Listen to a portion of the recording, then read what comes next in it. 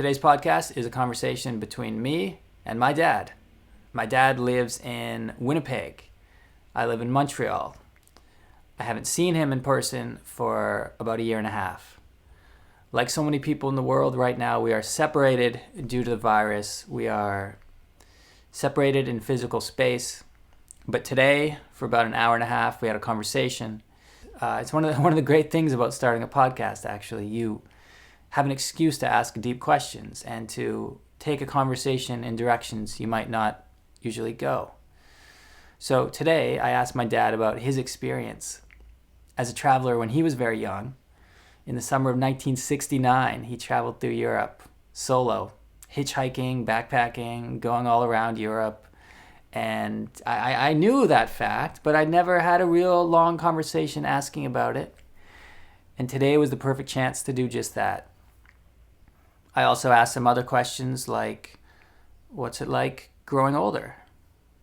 What's it like seeing the technological changes of the last, 40, 50 years, the crazy technology that we've been seeing these days? What was it like with his father, who, lived through World War II and these other historic moments that I'm so far removed from? Those are a few of the questions that we get to today. So it's a deeply personal conversation in some ways, but it's also something that speaks to a universal truth and something that I think anyone out there can benefit from, or at least, enjoy. As a final thought, if you enjoy this kind of work, this kind of conversation, this kind of whatever it is I'm doing here, there's a couple ways to support. You could hit up patreon.com/thenewtravel and subscribe for like a couple dollars a month or something. Get some behind the scenes photos. Actually, the New Travel YouTube page also has a join button, which does the same feature. For a couple bucks a month, you can get behind the scenes content and support me on my creative mission to bring real conversations to the travel space, and also just to share real stories, get away from that clickbait, get away from that idealized version of what travel is, and show people what it's really about. But no more chit chat. I'm going to leave it all for the conversation. Really hope you enjoyed this one. I know that I did. It was a special moment for me. Let's get right to it. This is the conversation between me and my dad.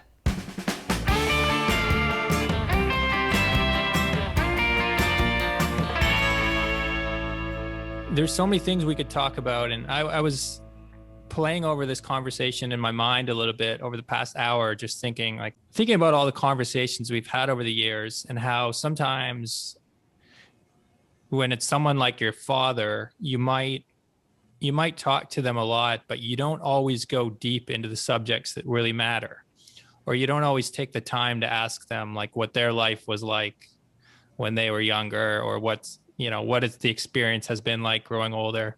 Sometimes conversations just stay at a surface level, Yeah, that's true. And in some ways, having conversations on Zoom sets aside time that allows us to go deeper than we would if we were just sitting in the living room together and having other preoccupations and just chatting casually.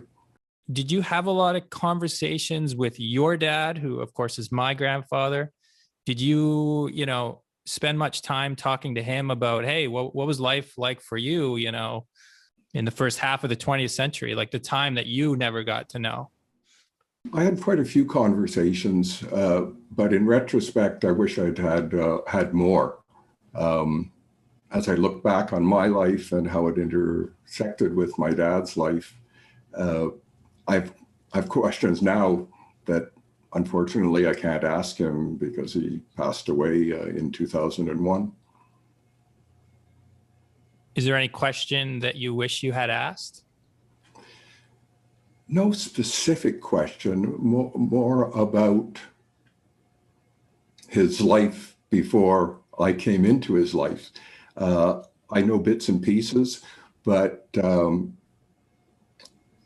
I don't really have the full story. I had hoped to do that, but as you know, he died suddenly after an accident, and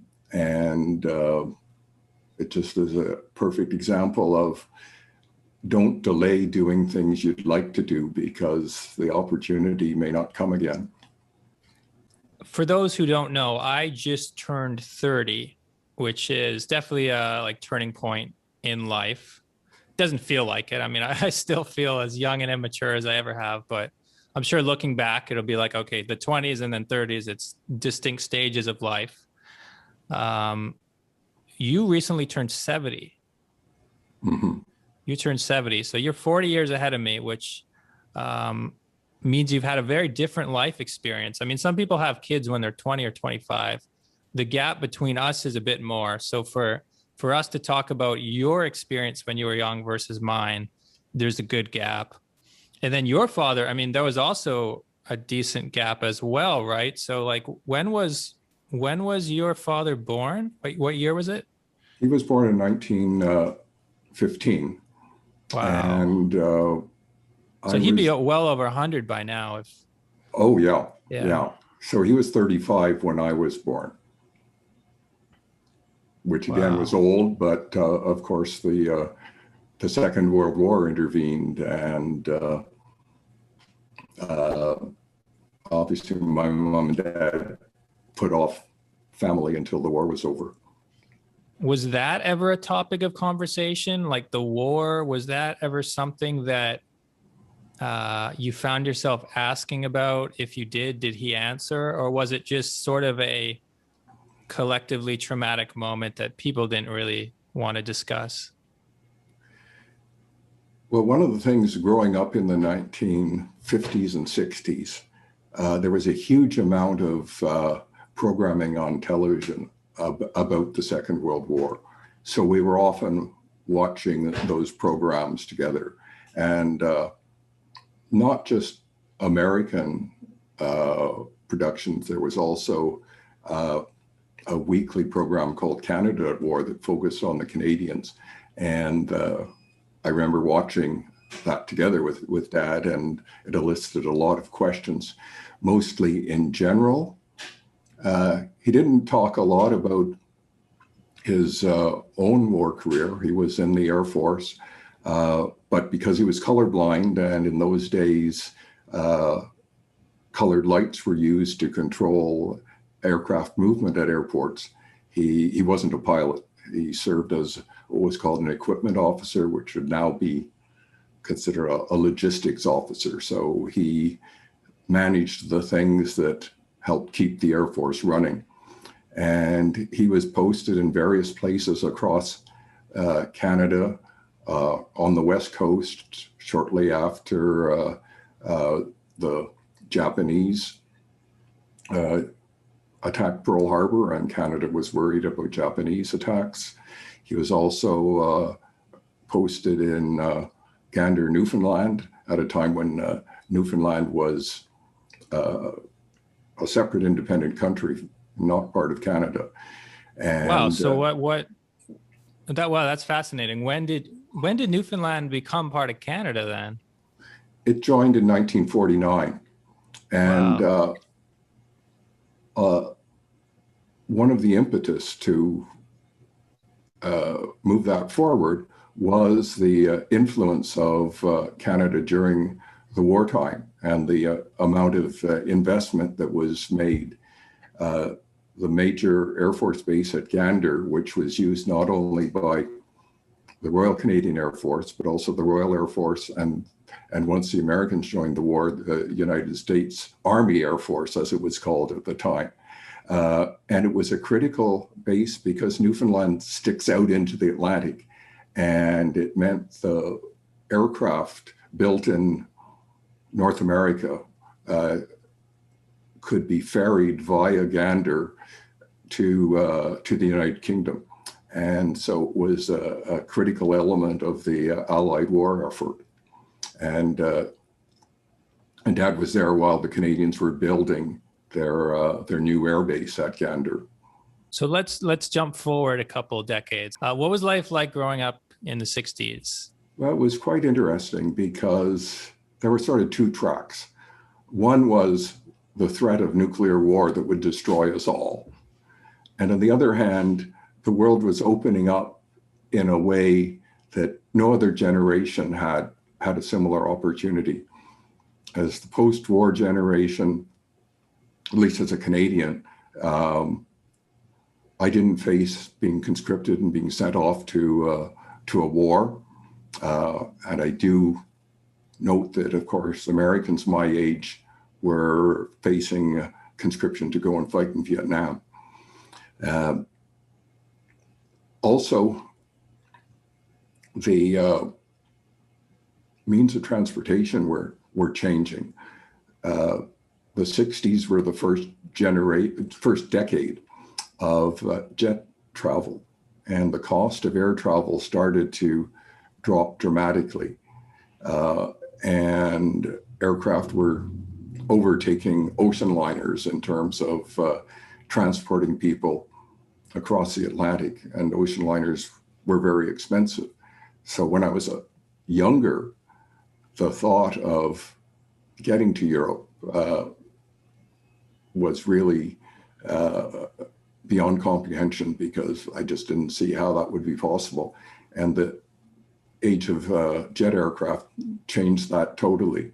So as I went into my teens and was looking forward to university, I was also looking forward to somehow traveling beyond Canada's borders. And there were also specific events in Canada that that changed the place very dramatically. And one was Expo 67, the World's Fair in Montreal in 1967, which was also the centennial year of Canadian Confederation. And the 60s were a good time in Canada, and Canada was very optimistic about the future. And Expo 67 demonstrated that. Plus, like all World's Fairs, there are pavilions from most countries around the world. And particularly the Americans and the Russians spent a fortune building their pavilions, because that was part of the Cold War. They were trying to promote their individual messages. And seeing those pavilions and others from countries around the world, big and small, all in one place, just increased even more my appetite for travel, to see the real thing rather than just the sampling that was at Expo 67. That's really interesting. Yeah, it's interesting to hear you talk about the optimism that was felt in Canada. Obviously, now is probably a time a bit more pessimistic for a few different reasons. We won't get into that, but it's interesting how you can have your personal view of the future, but there's always this global consciousness that's happening at the same time. You can just feel it in a generation. This generation is optimistic. This generation is pessimistic. This generation just came out of the war or the Great Depression, so they're always like scarred by that in a way. Yeah, and the generation growing up in the 60s, at least in the Western world, was starting to feel empowered. You saw this in the US with the mass protests by young people against the Vietnam War. The first rounds of large anti-segregation, anti-racism protests that led to the first major Civil Rights Act that the U.S. passed in the mid-60s. And in the summer of 1968, widespread demonstrations by young people across Europe, particularly in France, that eventually led to President de Gaulle resigning as president of France, and that post-war period that de Gaulle dominated passing on. So it was a period of change and a period where people were optimistic about change. However, as I noted before, the threat of nuclear war was still there. in the 60s in Canada, cities installed air raid sirens. And there were tests to make sure that everyone throughout the city could hear an air raid siren when it went off. Not that it would do much good, because the vast majority of people didn't have any way of sheltering against a nuclear blast. In schools, we were told to hide under our school desks. A fat lot of good that would have done. But so we were living with that threat in a much more visceral way than we are now, because of the Cold War and the competition between the U.S. and Russia, then the Soviet Union. The other really interesting part of the 60s, of course, was the space race. Russia started things out by launching the first satellite, I think in 1957. And then Yuri Gagarin was the first astronaut, cosmonaut, as the Russians call them, to orbit the Earth. And this was a huge crisis in the United States, that the Russians beat the US into space. And this was the background for President Kennedy's pledge to land people on the moon before the end of the decade of the 1960s, which they did in 1969. And that was a huge event for everyone around the world, to watch those American astronauts walking on the moon.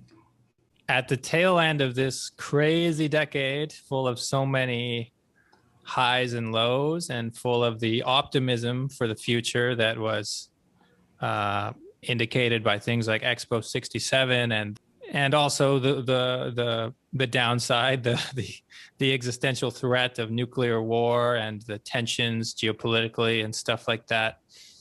At the end of this decade, you took a trip from Ottawa to Europe in 1969.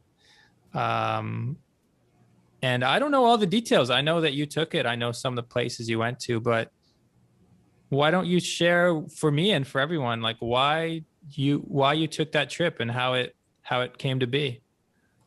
Well, as I mentioned, I really wanted to travel even before then. And the Expo 67 experience reinforced that. When I went to university, and I went to the University of Toronto for my undergrad, so I was living away from home, and that was a step in that direction towards independence. I encountered a lot of friends from Toronto, many of them from wealthy families, and even earlier, they'd already experienced travel to Europe, and were talking about what they'd experienced. And so all this increased my appetite for doing the same thing. And as I mentioned earlier, with jet travel, the expenses of a trip to Europe were coming down. And the Canadian Union of Students, the national student union at the time, was arranging charter trips. And they had trips to Europe for as low as about $200 return.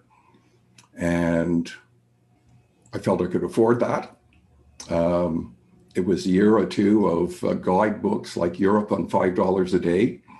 And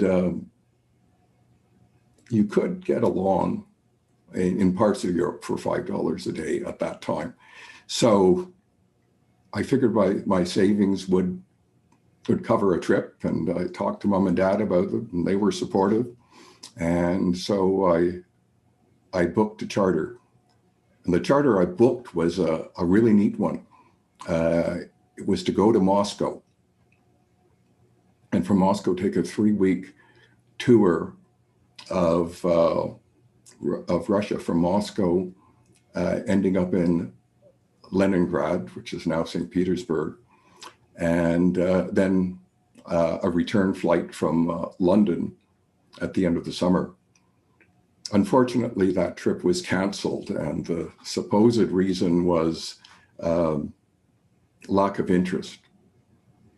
And I don't think that really was the reason. I think it was political problems that ultimately the Soviets were not willing to approve a trip with so many young people, potentially uncontrollable in the Soviet Union for a few weeks. So the alternative was a London return, which I booked, and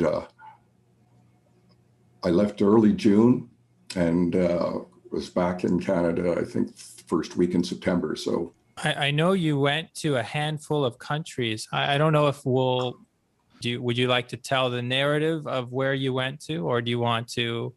Yeah, so I went to, flew to London, spent a few days there, then took a ferry to Holland and visited the Netherlands, and then started a 1-month Eurail pass that I'd purchased and traveled by train to Belgium and then to France.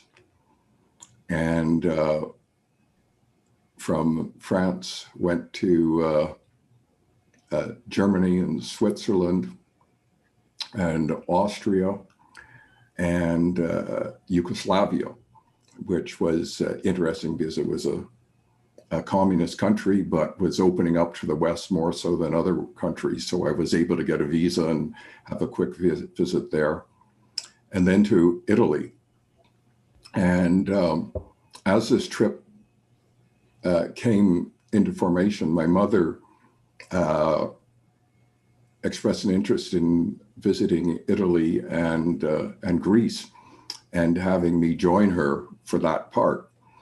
So I met her in Rome, and we rented a little car and drove from Rome to Florence, Venice, and then south to Brindisi, where we took a ferry to Greece.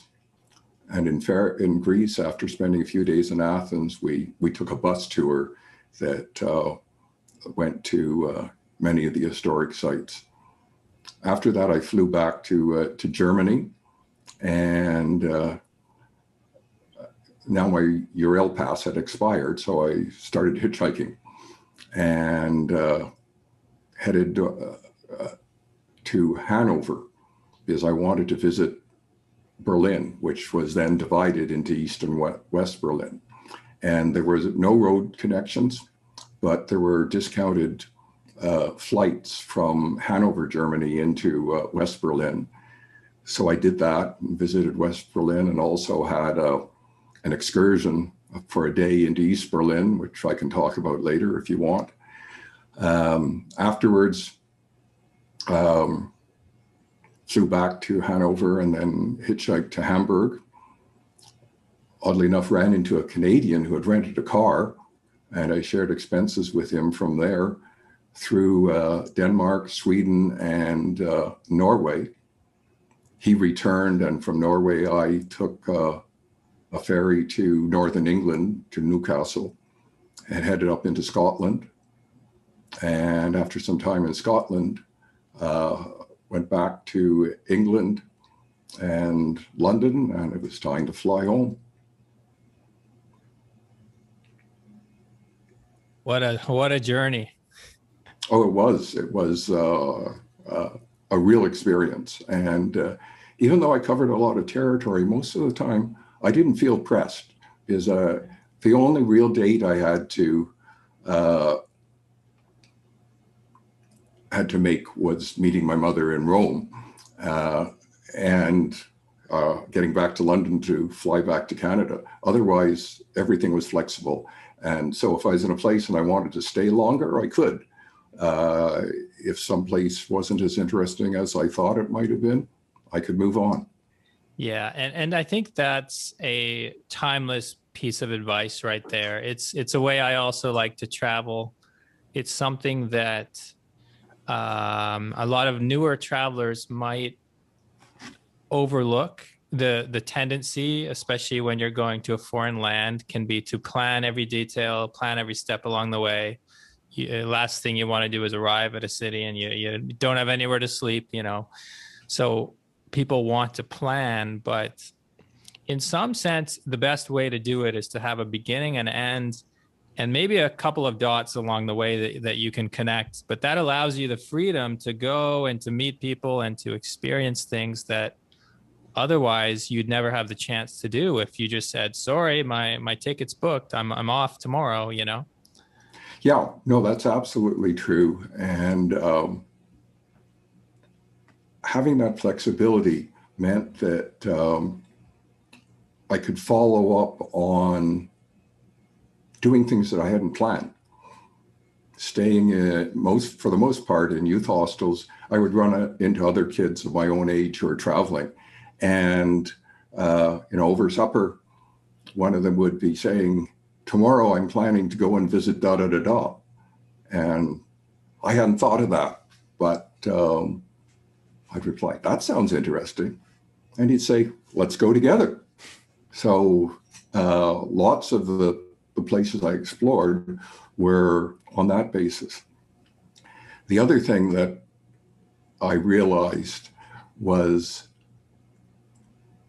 the best way to get to know a place when you arrive, it's just go out and walk around the downtown area aimlessly, not planning to see anything specific, because if you're looking for only one thing, you'll find it, but you won't necessarily see all the other things that are really interesting along the way.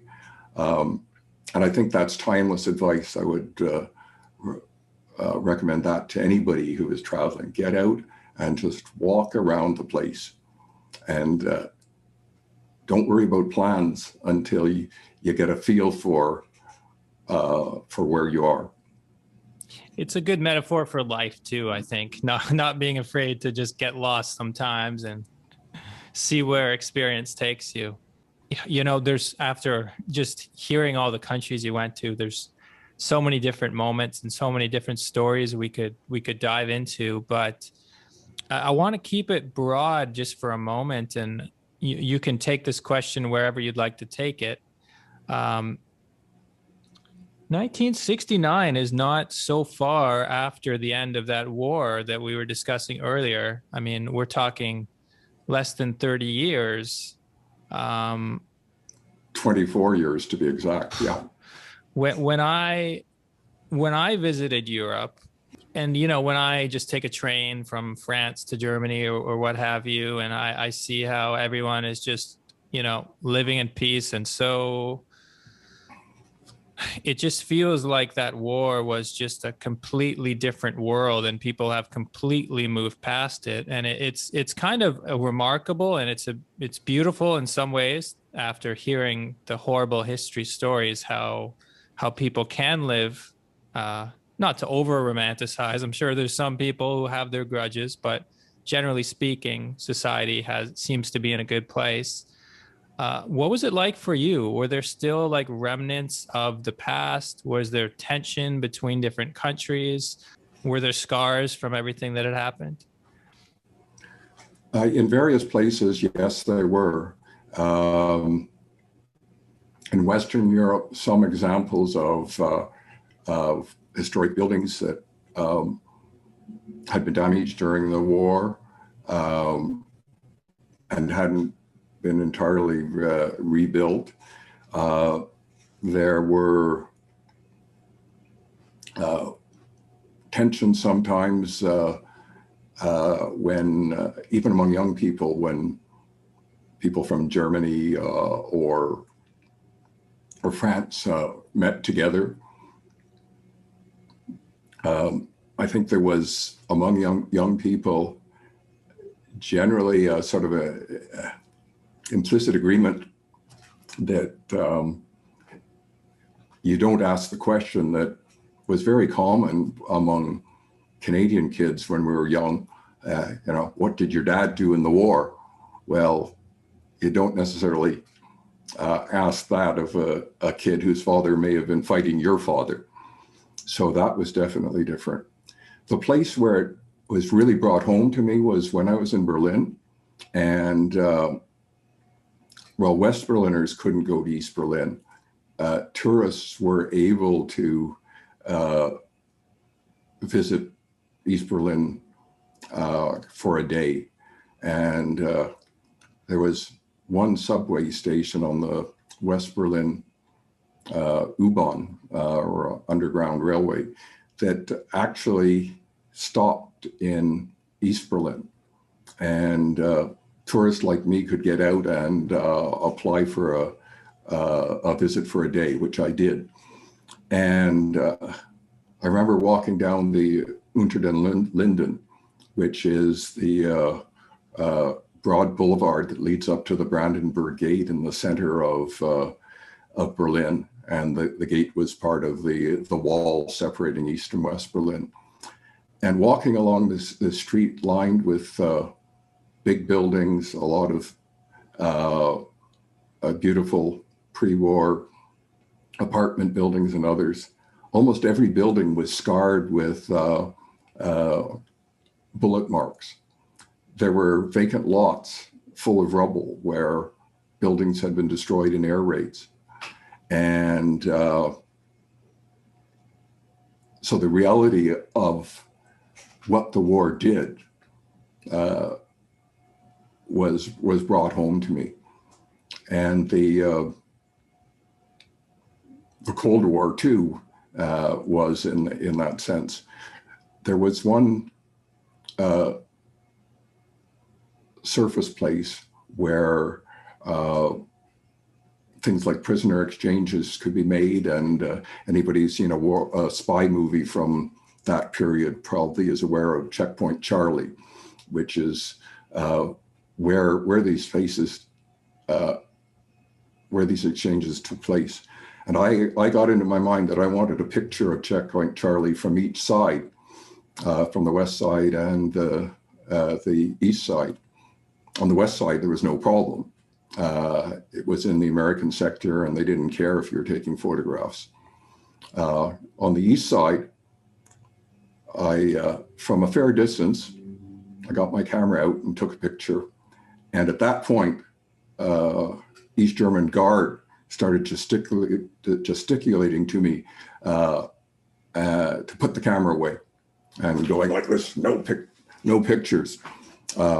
In retrospect, I'm lucky that he didn't take the camera from me, and at the least pull the film out, and in the worst confiscate the camera or arrest me. But I got away with it, so I have old slide pictures of Checkpoint Charlie from both the Soviet side and the Western side. It reminds me of some other YouTubers I know who are like often flying drones in cities where they're not really supposed to be flying drones, and they're always kind of on the watch for security and police and stuff who could confiscate the drone and do a lot more if they get caught. So if some things, I guess the technology might change, but some things, you know, it also got me thinking about how for the past few years, I've been documenting my travels on YouTube.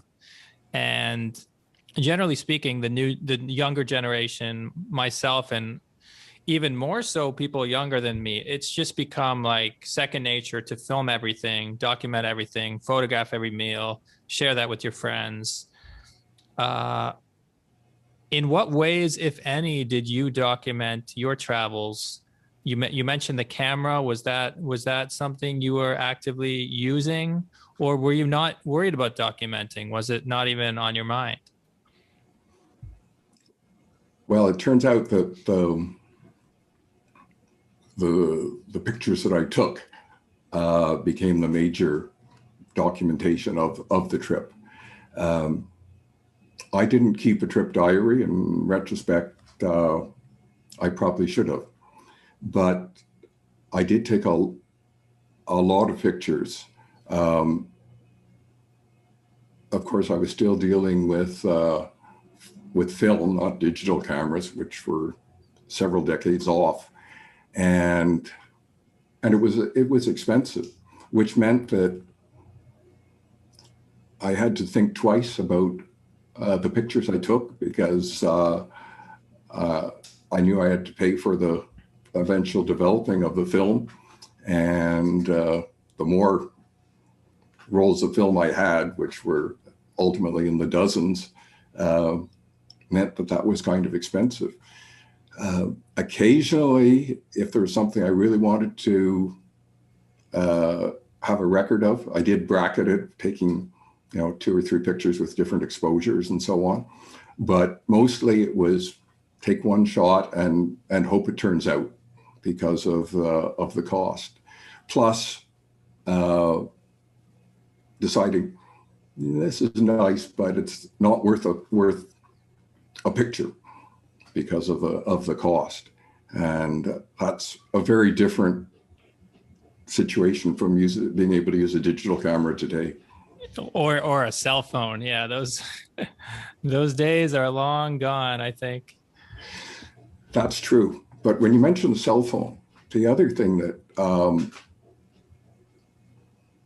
I think was a real advantage of traveling at that time was I was on my own. There was no way of communicating with home except for very, very expensive long distance landline phone calls or sending a telegram. We wrote postcards, and it might take 3 weeks for the postcard to get home. There were places where we could collect mail, like at American Express offices. If you were using American Express traveler's checks for your money, and in the days before credit cards, that's how most people from North America, we used American Express. The British used Thomas Cook traveler's checks. And I don't even know whether most of the people listening know what a traveler's check is anymore. But it was the safe way of carrying money at that time. And you could arrange to have mail sent to the American Express office, and hopefully you'd get to that American Express office after a letter arrived. But I think it's a very different experience from that, what happens often now with young people traveling, where mom and dad expect a text every day to say, I'm okay. Well, my parents had no idea where I was for most of those 3 months. And I think I phoned home once towards the end of the trip when I was running short of money to get a wire transfer of a few more dollars before heading home. And, when I met my mother at Rome Airport, I was depending that the flight would arrive on time and she'd be on it, which she was, but there was no way of communicating with her. Well, you're making me feel better about not messaging you and mom more often when I was out traveling. But I think there's a truth to that. I think I mean, it all comes down to, why are you traveling, right? If you're traveling for something transformative where you're trying to, quote unquote, find yourself, well, you can't find yourself if you're always surrounded by the same people that you flew around the world to experience life without. Yeah, that's very true. And my own experience is one of the reasons why I never bugged you for where you were or what's happening, because I realized how important that was for me and how much I grew and developed my sense of independence and learning to figure things out without saying, hey, Dad, how do I do this? And that was a real growth experience for me. When you travel today, and we're not jumping ahead just yet. I'm sure there's like lots more we could talk about, but just like comparing more recent trips you take to what it's like, in the late 60s, going into the 70s and stuff, do you miss it? Are you nostalgic for how it used to be? Do you see travel today and think, oh, it's not the same? Or do you see the benefits of both? Like, what's your relationship? to that? Well, I think in general, today, travel is in general safer, in general less expensive. And it's up to us to control the technology, to use it when we need it, but not to become overly dependent on it. Some of the things that were more natural at that point now seem to be the exception. Pretty well everyone traveling in Europe was willing to hitchhike, and people were willing to pick us up. And we rarely thought about the potential danger involved, which now has become a big issue. I did run into one guy whose leg was badly scarred because when he was hitchhiking, he was a passenger in a car, and the car was in an accident. There was one time when I was hitchhiking in France, and I was picked up by a guy who looked quite normal. So we were driving along the road, the highway. He pulled off into an abandoned quarry and wanted to have sex with me. When I explained to him I was not up for that, he just pushed me out the car and left me in the quarry and drove off. And it took me a long time to, when I got back to the main road, to get picked up, as people were wondering, what the heck is someone doing hitchhiking from here? So, you know, I survived that sort of experience, but in retrospect, I was lucky. It's really hard when you start thinking about travel and safety, because it's a question I get asked a lot. People will always ask in the comments, is this country safe? Is this city safe? And you always want to say yes, or you always want to, you don't want to close people to possibilities. But yeah, it's hard to find the balance sometimes. Like you don't want to be too paternalistic and say like, no, you can't go there. I heard something happened to this person, because then you're just spreading fear and spreading the idea that the world is a super dangerous place, which is an idea I wholeheartedly disagree with. And I think my whole experience has led me to disagree with it.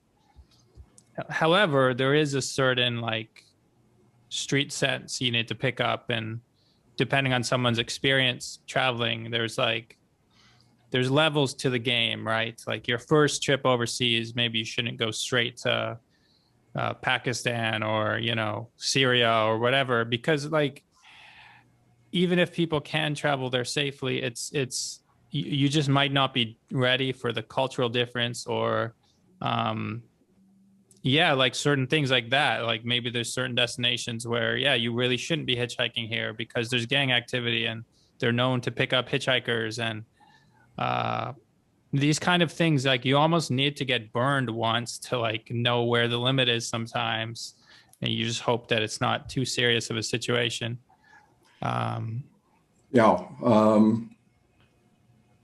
That weighing is really important.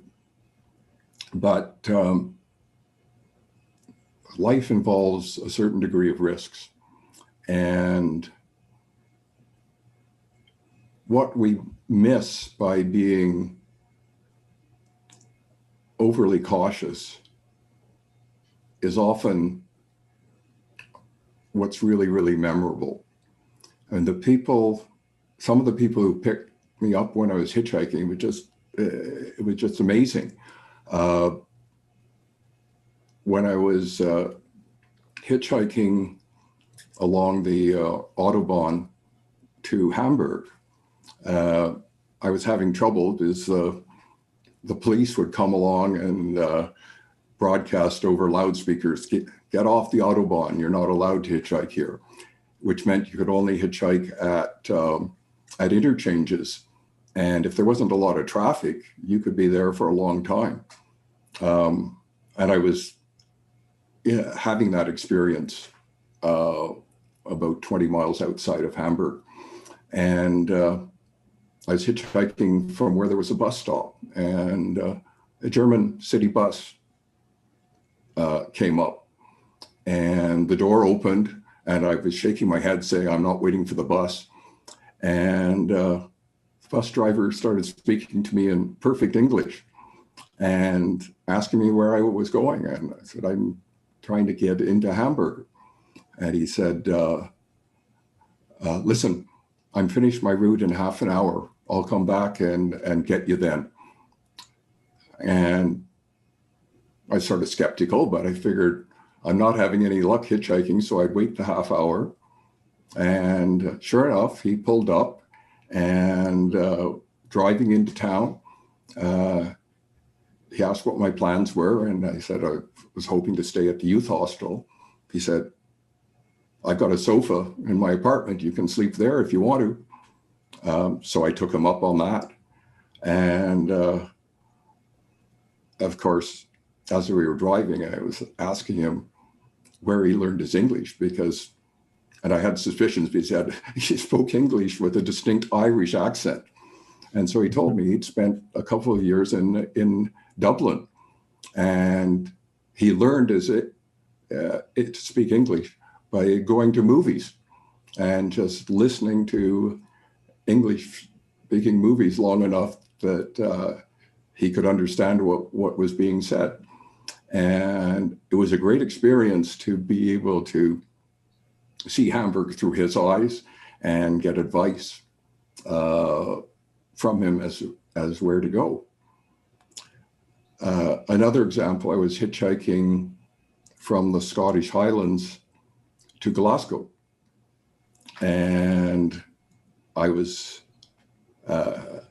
picked up by a couple in a little Volkswagen, and the couple were both very, very blonde, so I assumed, oh, maybe they're Scandinavians.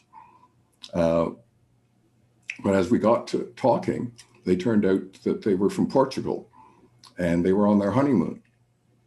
And this seemed strange to me because this was still the year of the Salazar dictatorship, and not a lot of people could travel from Portugal, and not a lot of Portuguese were blonde as well. So I had my suspicions that they had a background from the Portuguese nobility. And I found out that that was indeed correct, because after they dropped me off, Fernando left me his business card and said, if you ever come to Portugal, look me up. And 2 years later, in 1971, I did end up going to Portugal. And his house was a 30-room mansion in a 12-acre garden in the middle of Lisbon. And he was the Duke de la Frontiera. And an interesting aspect of his house was during the Napoleonic Wars, the Duke of Wellington, fighting in the Spanish Peninsula, used his family house as his headquarters. So all that thanks to hitchhiking. That's wild. It just goes to show you never know who's going to pick you up. It could be a bus driver. It could be a Duke from Portugal. There's a wide range of experiences waiting on the road. Absolutely. You know, some of these stories I've heard recently, because you've actually, for viewers who don't know this, you've been writing your memoirs. So you've been looking back on life and writing your own story. And a couple of these stories have been brought up to me before. What's that experience been like for you? And I guess you might also feel that way even now as you're telling stories like this. Do um, how can I put it? Like, as someone who hasn't like reached your age, like I can't even imagine what it's like to look back that many decades. Like, do you still have vivid memories of moments? Do you still feel like that's you, or do you almost feel like you're looking back at a different person? No, I still think it's me. Often, as you said, you're turning 30, but you sometimes still think you're just a kid. Uh, it's an old saw, but sometimes in the morning I look in the mirror and think, am I really this old? And so although it's 50 years ago, it doesn't seem to me to be 50 years ago. And some of the memories are quite vivid from that time. So I certainly feel that it's the person I'm describing is me, despite all the time that has gone by since then.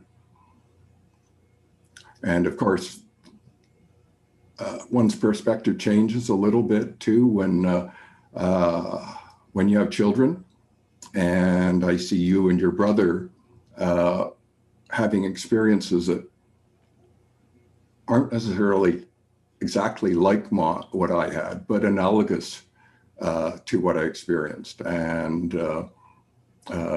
this often prompts memories of those times. There's people often say that I mean it's something of a cliche for older generations to look at younger generations and think like, what are you guys doing? When you look at let's say someone my age or even a bit younger, when you look at people who are just becoming adults today, what do you think of the direction the world has taken, the direction with technology, the way people are changing? You've talked about what it's like looking back on yourself. What's it like looking out at, at us, I guess? Well, I don't know whether my viewpoint is the same as others. There's the old cliche, the new generation is just going to rack and ruin. I grew up in a generation that when I was 18, I could go to Europe and hitchhike or take the train. My father's generation went to Europe in an army uniform, carrying a gun or a machine gun, and risked their lives. And that generation certainly, in large part, looked at my generation as being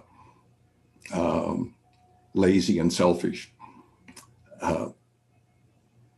But from my perspective, that's just a part of growing up.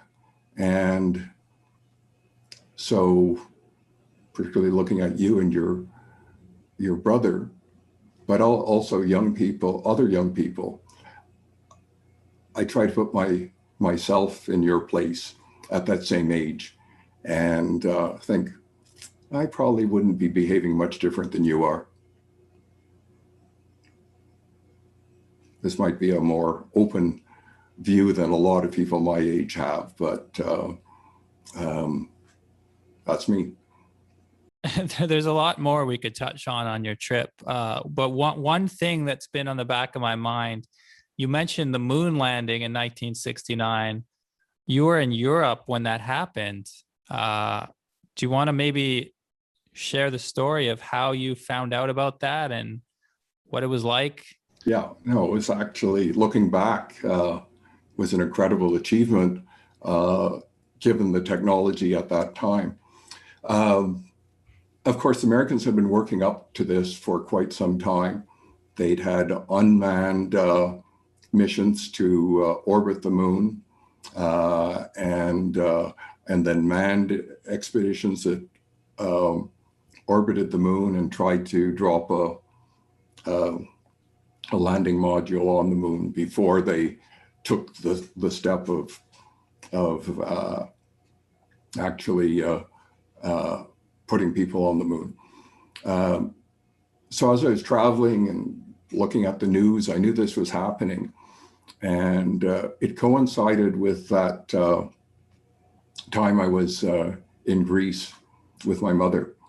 And we were traveling through the Peloponnesus and going to Delphi, which is home of the historically the center of the oracles that predicted the future for the Greeks of that period. And Delphi is at quite a high altitude, about 1,500 meters, something like that.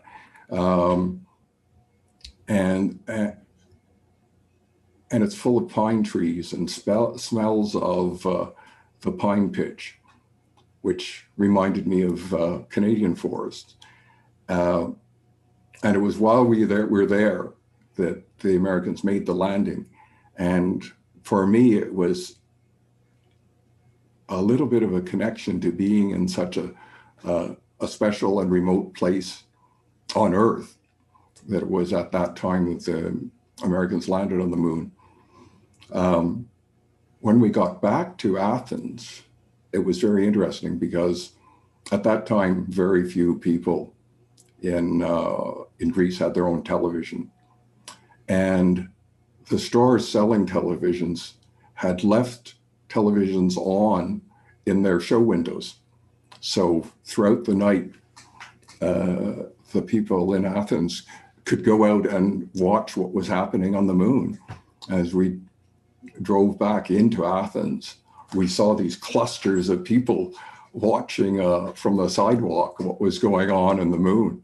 And it came home to me how dramatic this event was for everyone, not just for Americans, but for me as a Canadian, for those Greeks watching it on an Athens sidewalk, or anyone in the world. It was a tremendous thing. And looking back, yes, technology has improved dramatically, but at that time, that was the leading edge of technology. And again, it was sort of an attitude, well, if mankind can do this, what else can we do? What are our limits? And in that respect, it was a very optimistic time.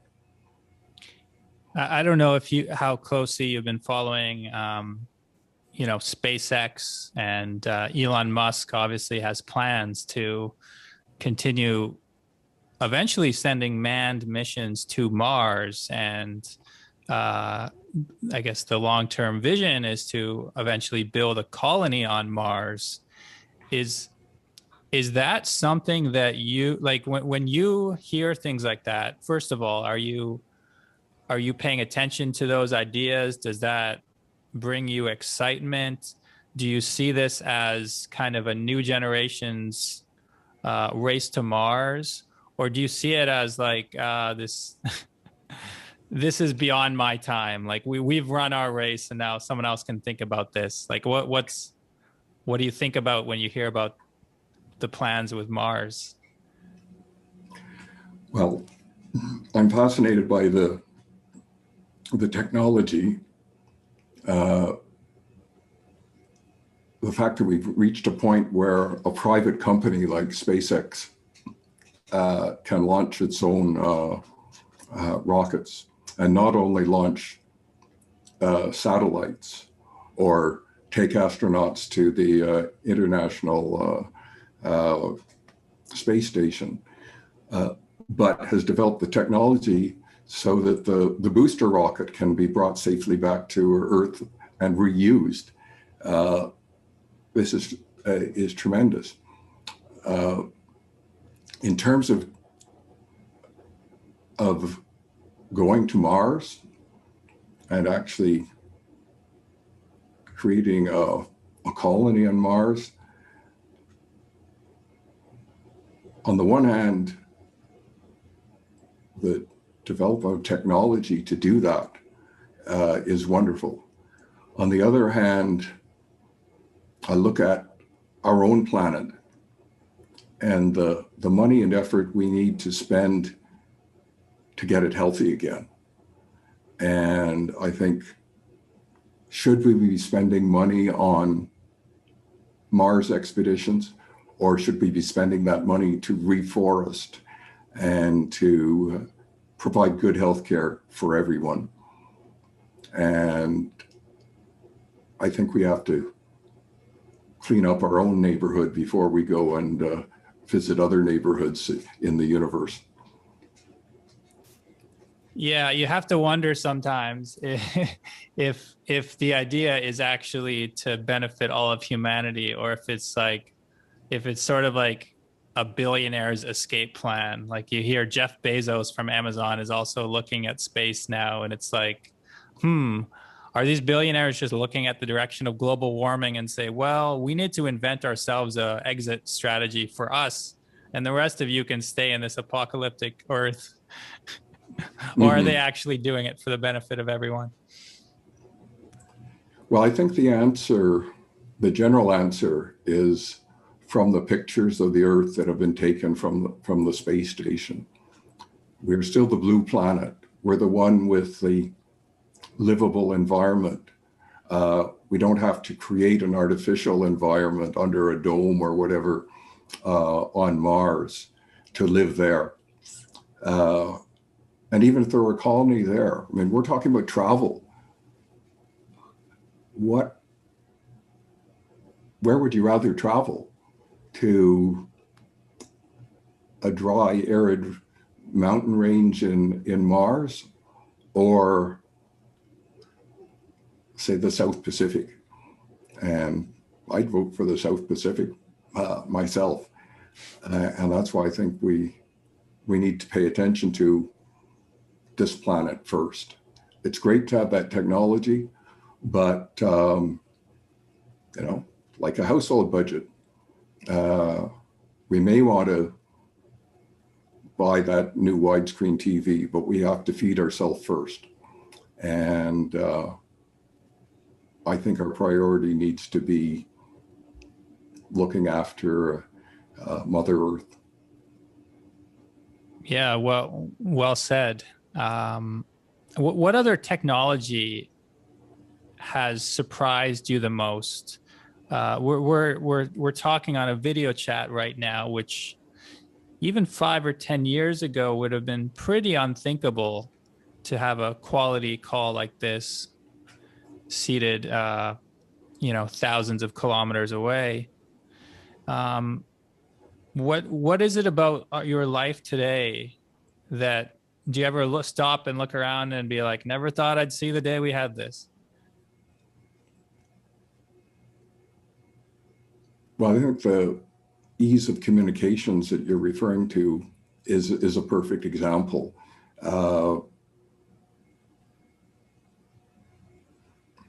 When I was a kid, not everyone had a telephone. Most people did by then, but there were some people who didn't. So to go from that technology to where we are now in again, half a century, is absolutely incredible change. And I think the greatest part of it is that as a world, we get to know each other better through the ease of communications. And well, I certainly expected things to happen, to advance from where we were when I was your age. The amount of advancement is extraordinary. The first cellular phone that I used, which seemed to be a tremendous innovation back in the early 1990s, was a good 12 inches long and weighed about a kilo. And compared to this thing, It's just a total difference. And so that's quite amazing. I think in other ways, we're still pretty much the same. You know, as humans, wherever we are, at whatever age, we regard what we have as cutting edge technology and enjoy taking advantage of that when we can. So, and we don't know what's going to happen in the future. It wasn't as if when I was on that trip in 1969, I was thinking, oh, I wish I had a cell phone so I could call home. I mean, that was totally beyond my imagination at that point. But in terms of video conversations, the French actually developed a prototypical video telephone, I think in the 1980s. It was too expensive, and it used too much, even on a landline, too much bandwidth. But those ideas were evolving. That's an interesting point. Like whatever age you live in, you always feel like the current technology is the cutting edge. I think a common feeling that my generation has, that people entering the workforce today have, is it's all pretty overwhelming, and that the speed of technological change is getting so rapid that you're always behind. You know, like you get your new cell phone, you get the new iPhone 12, and you're all excited about what you have, and then 6 months later they're already coming out for rumors for the iPhone 13. And it's like, as much as it's nice to live in this instant age and things are getting faster and the video quality is getting better and we're all surrounded by innovation, there's moments where you just stop and think, like, what's the point? Like, what? First of all, like, it's creating a lot of environmental waste to be replacing things that were perfectly fine. You know, maybe your computer just needs a faster processor chip. Maybe you didn't need to throw out the whole computer and buy another one. Maybe it's just the company that wanted you to buy another one. Maybe we've all become addicted to change, and not always for the better. You know, we're living in an era where nothing feels as permanent as it once did.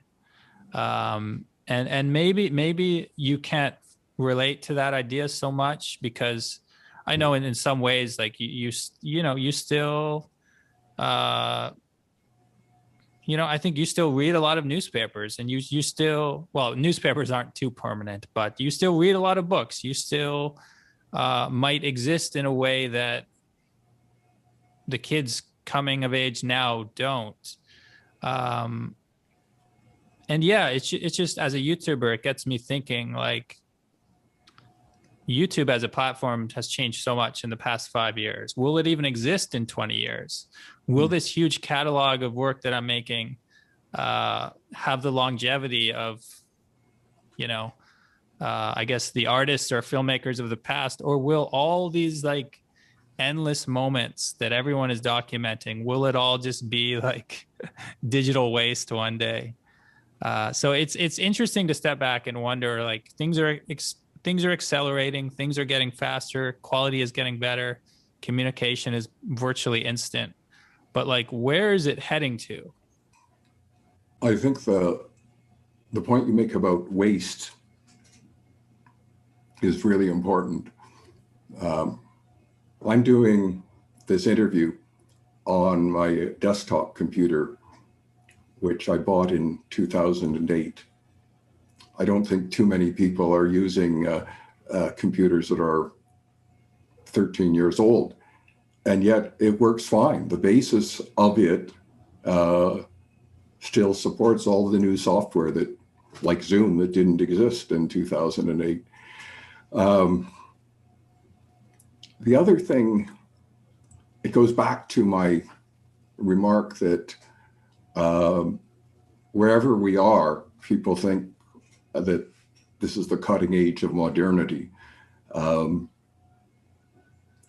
read somewhere that people in the Middle Ages didn't think, oh, I'm in the Middle Ages and there's all this to come. They thought they were living in the modern day. It's only us now that call them the Middle Ages. And at least since the Industrial Revolution, the pace of change has been really, really fast. Somebody born in 1800 likely spent their whole lifetime within 10 miles of where they were born because travel was so difficult. And yet, if you were born in 1800 and lived 70 years, the world was transformed by rail transportation. And that seemed just amazing to the people involved. Sailing ships were replaced by steamships that were safer, bigger, and more reliable. In the late 1800s, electricity was just being introduced. The change of a city going from a dimly lit gas lanterns to brightly lit streets with electric lights was just extraordinary. Getting electricity in your house, replacing the wood stove with an electrical stove, having electric lights instead of kerosene lanterns. This at the time seemed like extraordinary change, and was. Like it's the nature of mankind to strive, and it's sort of an expanding horizon. The more technology you develop, the more technology is available to be taken to another level. But it goes back to what I was saying about looking after the planet. We have to somehow be able to continue development without the degree of waste we have. And I know that this is good for some corporations, and it's not just in high technology. Take clothing, for example. There aren't 4 seasons of women's clothing because women need 4 changes every year in design. It's because the companies want to sell more. And a lot of companies sell very cheap clothing that wears out after a few uses. And this is a dramatic change from the past where clothing and textiles were more expensive, and people bought quality because they wanted the clothes to last years and years. Now instead, you wear them a few times, and often then they go into the garbage or a secondhand store. And the cost to the economy of dyeing all those pieces of clothing are tremendous on the one hand. On the other hand, the textile industry has created new good jobs in many developing countries. The textile industry has done this ever since it started in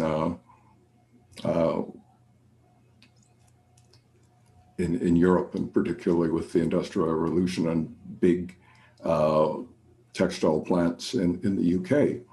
But Canada's first industrialization was textile plants, as with the US. And later it moved to Japan and then to China. And now we're seeing it in India and Bangladesh and even Africa and Central America.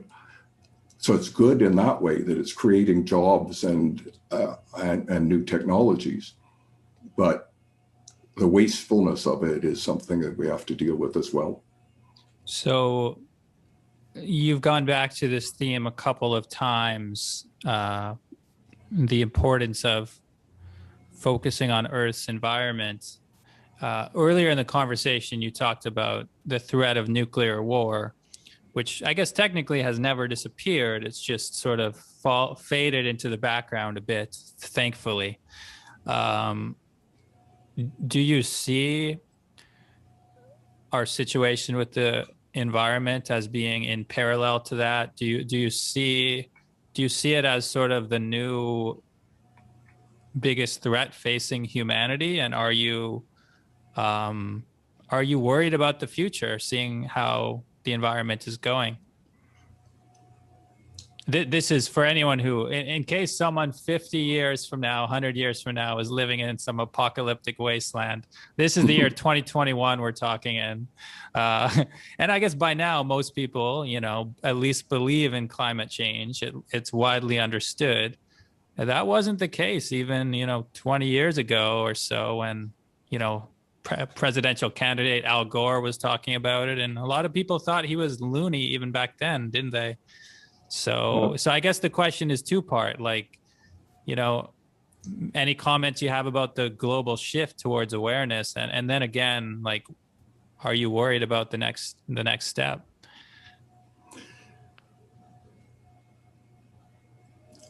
That's an interesting question. I am worried. I think mankind has the ability to do what needs to be done to preserve our home and not turn it into that apocalyptic future. But there's a parallel with all challenges. The Second World War didn't need to happen. It could have been stopped if people in the 1930s had the will to stand up to fascism and Nazism and to Japanese expansionism. But they didn't. The world in Canada and the United States and other European countries was coping with the Depression. And after the experience of the First World War and the loss of so many lives, the attitude was, let's hunker down and hope this goes away. And I think there's something of that in the attitude of a lot of people towards climate change. And the message is, the longer we wait, the costlier it will be to turn it around.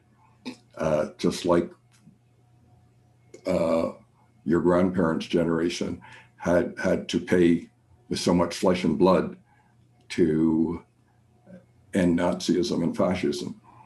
And a little bit of effort earlier might have prevented that. So I think we can do it one way or another. And we just need to be serious about taking action before it's absolutely necessary to do. And we're getting very close to that point, I think. Sometimes I wonder, is there more that could be done? Should I be making videos about climate change and sometimes you feel powerless as an individual. You just feel like there's all these corporations that are running the world these days. And it's we all know this is a problem, but you just feel like the real movers in the world, they're the ones who need to be reached, and they don't even care. They just ignore the environmental protests. They don't care if some YouTuber is making a video on YouTube. They just care about their profit margin. And I guess it comes down to policy. I guess it comes down to the government as well needs to make it less profitable, because if you're just relying on these capitalistic companies to have, to wake up one day and think, oh, this is Mother Earth, we need to protect our Earth. That day is probably not going to come. It's going to take pressure, and it's as an individual, it's hard sometimes. You always hear people say like, oh, recycle, drink out of a reusable water bottle. And you try to, but then you just see what these corporations are doing, dumping their oil in the Gulf of Mexico and stuff. And you just think like, they're the problem. Like, what are we doing about that? What can we do about that? And it's hard not to feel powerless in the more pessimistic moments, So that's not really a question. That's more of just my perspective on things. I think there's an example of where we can't do it ourselves, and collective action is necessary. But sometimes that works. And as you say, sometimes it needs a prompt. In Canada, we now have what's called a carbon tax. And the idea is to increase the price of hydrocarbons to change our behavior, to use less of them. And I think at first people thought, this isn't going to be very useful. But we now have, the big car companies like Ford and General Motors saying by 2035, they will only sell electric cars. So I think in some ways the message is getting through. It's been slow to start, but I think the pace will accelerate. And while there are evils involved in capitalism, the great element of capitalism that has improved the world is its ability to innovate and respond to the current situation. And those people who are making money from selling products based on hydrocarbons will make money based on electric vehicles. And so it's a question, particularly for government, of creating the right incentives to move in that direction.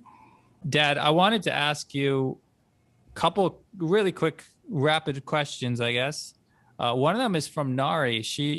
I asked her if she had a question for you about your travels in 1969, and this is related to technology. She wanted to know, how has air travel changed?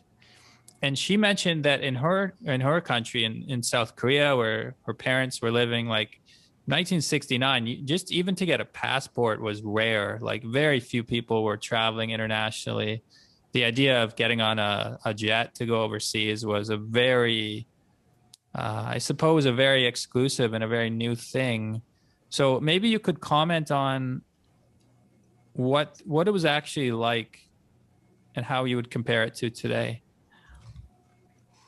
Well, Neri is right that it was still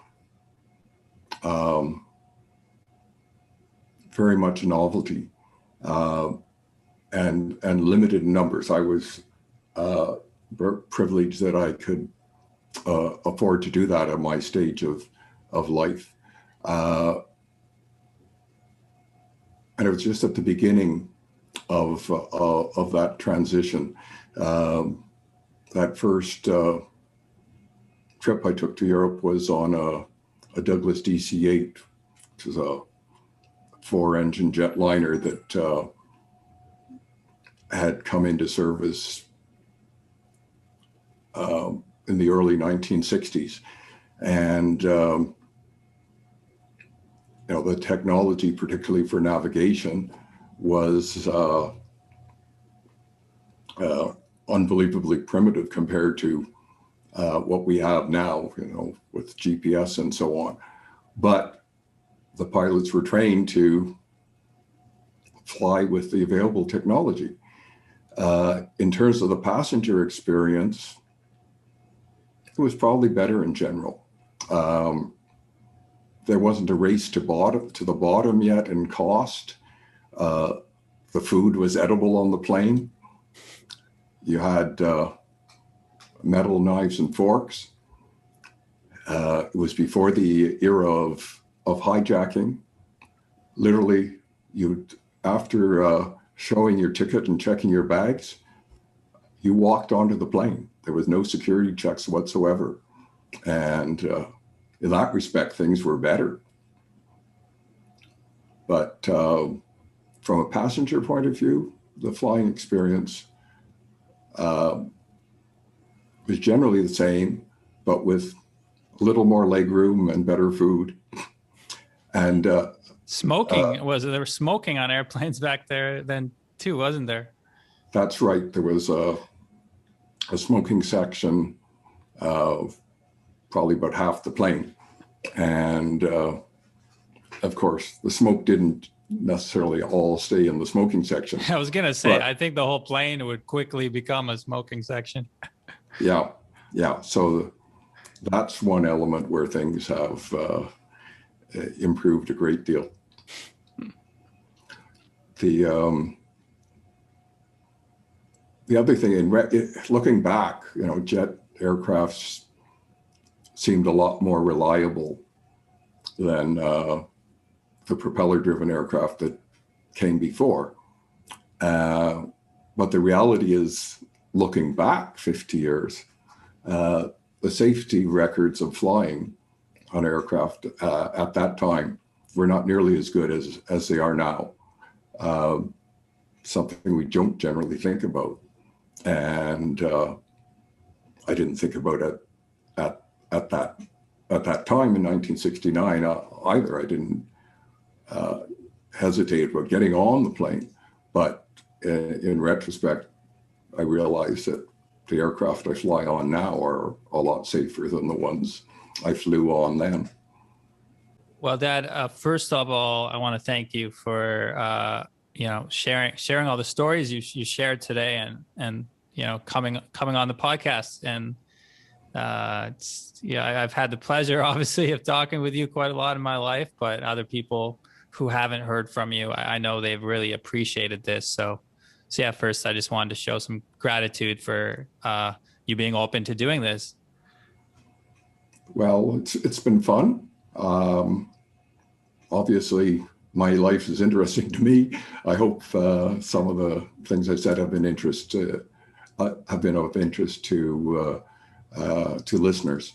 And I think one of the things that we share is enjoying chatting with each other. We don't usually do it for broader consumption, but in that context, I've really enjoyed doing this. My last question I have for today, and this is something I asked Mom when she was on the podcast. I've asked quite a few guests whenever I get the chance. What do you think is the meaning of life?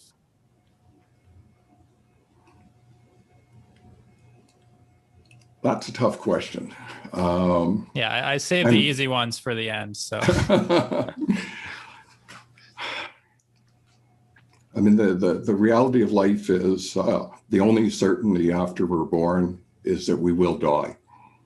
And the question is, how do you use whatever time is given you between your birth and your death? And I think it needs to be a combination of course, looking after oneself, and if you're lucky enough, having a decent degree of fun in living. But the real value and meaning of everyone's life is contributing to the greater whole. However you do that, we tend to forget, I think, sometimes people in very menial jobs are just as important as the prime minister or the president. And perhaps the COVID pandemic has demonstrated that. So many of the support workers in healthcare have been critical to getting us through this.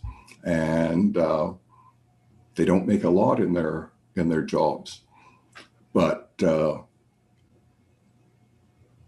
their efforts help us live a good life. And that's in some ways the meaning of civilization, to be civil to all of us, to recognize that everyone has a part to play, and to the extent we can, help others and make sure that those of us who are fortunate enough to do well in life don't leave the others behind. I think at the end of one's life, if one can't think back and say, I made this place a little better because of what I did, one hasn't lived a life as the way they should have. Very well said. Yeah, well, to anyone listening or watching, I hope this podcast made your day just a little bit better than it was before. I know I've had a lot of fun doing this. Dad, is there anything else you wanted to say? Anything burning on your mind that we haven't got to? Or do you think that's a good place to leave it? One thing I'd like to say, go ahead. I think it's self-evident, is I love you. I don't say it often enough, but there it is. I love you, Dad. Oh, I love you too, Dad. Great. Well, that was a lot of fun. Yeah, maybe we'll do it sometime again. I still have to figure out my plans for the podcast, but yeah, for now, it's just a great excuse to have conversations, with people around the world, including my family when we're separated like this. But I'll leave it there for now. For everyone who's watching or listening, as always, I'm Dan from the New Travel Podcast, and I'll see you next time. Bye, everyone.